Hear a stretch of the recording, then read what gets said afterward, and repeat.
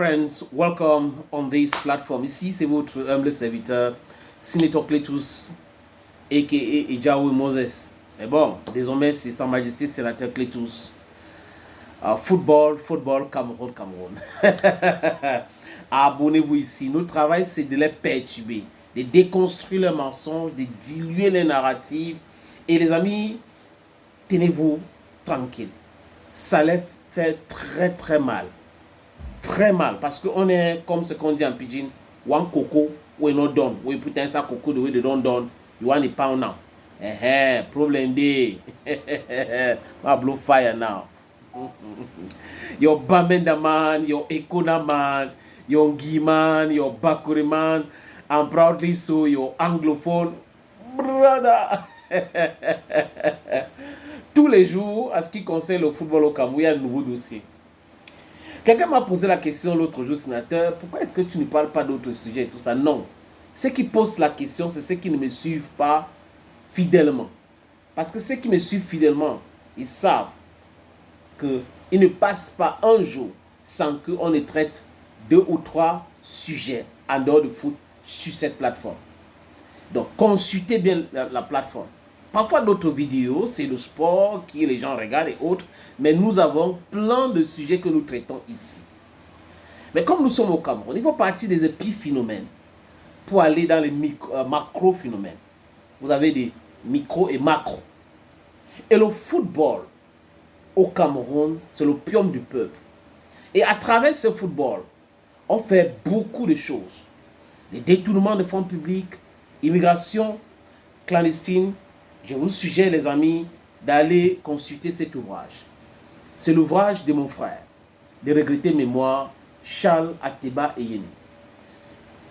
Le mouvement sportif camerounais, pris en otage par des braconniers, l'urgence de la mise en œuvre des réformes, une analyse historico-économique et politico-diplomatique du sport.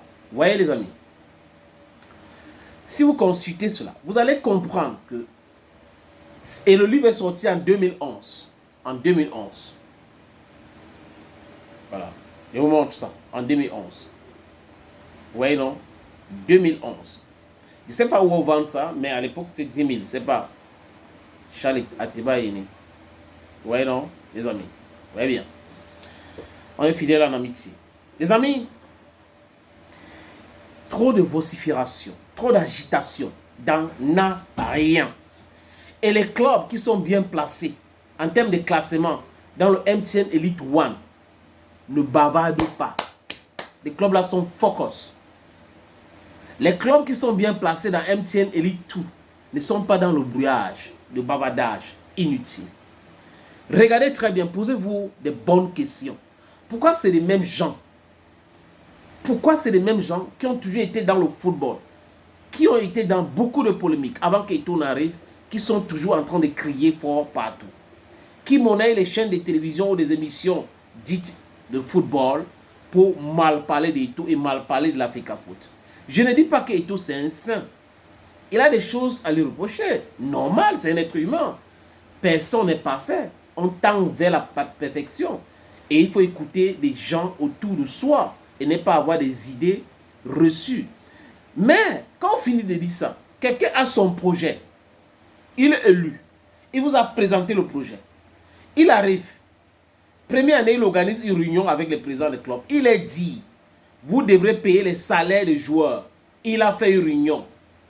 Vous devrez payer les salaires des joueurs. Arrêtez de maltraiter les joueurs. On donne la subvention et l'argent qu'on vous donne, c'est aussi pour payer le salaire des joueurs. Vous voulez que votre équipe fonctionne normalement, mais vous ne payez pas le salaire des joueurs. Vous maltraitez les joueurs. Vous grondez les joueurs. Regardez très bien, les amis. Les joueurs ne sont pas en train de bavarder. Les joueurs sont un peu contents. Les seules personnes qui ne sont pas contents, ce sont des aventuriers, dits présidents de club.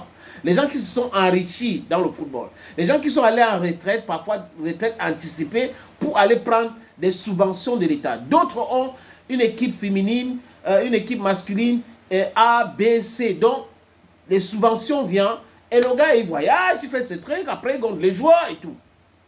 Bambou tous d'un Bouddha occupe quelle position avant de dire que non, c'est bon pour nous, à la 19e journée?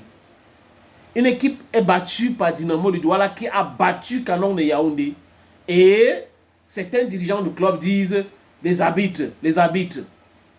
Vous avez vu vous-même l'égarement de Pagou à Limbe, où il contestait un penalty.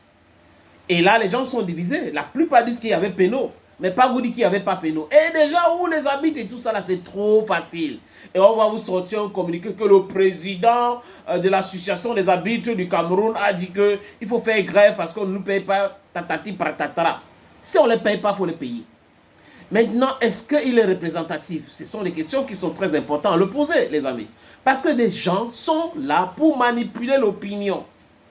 Quand le président de Djiko avait porté plainte au niveau de TCS, je vous avais dit ici que c'est la blague, une plaisanterie, que ça ne va pas prospérer. On parle de détournement de fonds publics. L'argent que l'État, à travers le gouvernement, met à la disposition de la Fédération camerounaise de football pour qu'on subventionne les clubs. Et cet argent, à travers les différents communiqués, est destiné, écoutez bien les amis, est destiné à payer le salaire des joueurs et les encadreurs de ces équipes-là. Les présidents des clubs ont écrit à la présidence. Ngongo a instruit le ministre des Sports, Nassis Moïle Kombi, d'organiser une réunion. Il a organisé une réunion ad hoc le 18 décembre au ministère des Sports et de l'Éducation physique, qui est devenu le ministère des Lions Indomptables aujourd'hui. Et sorti de cette réunion, les gens ont dit oui, c'est bon. Jusqu'à les blocs payés par les André Onana, par les soins de certaines personnes qui sont au ministère des Sports, ont commencé à dire que c'est bon, on a fermé les robinets, les clubs recevront leur argent à travers le ministère. Il y a même Ernest Obama, l'ancien porte-parole de Samuel Eto'o fils, qui est allé à la télévision B-News, menti que l'ordonnateur de l'argent qu'on a mis à la disposition d'un agent comptable du ministère des Finances auprès de l'Africa Foot, c'est le ministre des Sports. Je vous avais dit ici que Obama ment comme il respire. Et c'est un mensonge.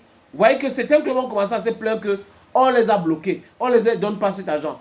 Voilà les éléments que le président de Djiko avait utilisé pour écrire, pour porter plainte au TCS. Détournement de fonds publics.